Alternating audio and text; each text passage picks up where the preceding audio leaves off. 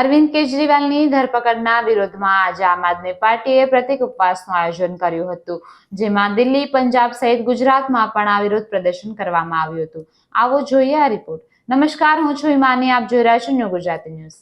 અરવિંદ કેજરીવાલની ધરપકડના વિરોધમાં આજે આમ આદમી પાર્ટીના ગુજરાત પ્રદેશ કાર્યાલય ખાતે આમ આદમી પાર્ટીના ગુજરાત પ્રદેશ પ્રમુખ ઈસુદાન ગઢવીની અધ્યક્ષતામાં પ્રતિક ઉપવાસનું આયોજન કરવામાં આવ્યું હતું. આ કાર્યક્રમમાં ઈસુદાન ગઢવીની સાથે પ્રદેશ મહામંત્રી સાગર રબારી, કાર્યકારી પ્રમુખ કૈલાશદાન ગઢવી, માલધારી સેલના પ્રદેશ પ્રમુખ કિરણ દેસાઈ, હોસ્પિટલ કેર કમિટીના પ્રદેશ પ્રમુખ વિનોદ પરમાર, એજ્યુકેશન સેલના પ્રદેશ પ્રમુખ જીતેન્દ્ર ઉપાધ્યાય, ઉત્તર ગુજરાત સંગઠન મંત્રી જયદીપ ચૌહાણ, વડોદરા શહેર પ્રમુખ અશોકભાઈ ઓઝા સહિતના કાર્યકર્તાઓ પ્રતિક ઉપવાસ રાખ્યા હતા. અમદાવાદની સાથે સાથે સમગ્ર ગુજરાતના તમામ જિલ્લાના હોદ્દેદારો અને કાર્યકર્તાઓ પણ પ્રતિક ઉપવાસમાં જોડાયા હતા.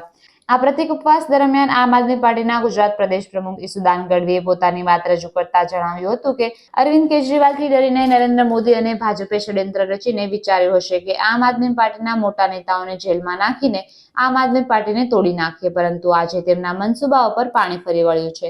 અરવિંદ કેજરીવાલના જેલમાં જવાથી તેઓ રાષ્ટ્રીય નેતા બની ગયા છે અને સમગ્ર વિશ્વમાં તેમની નોંધ લેવાય છે.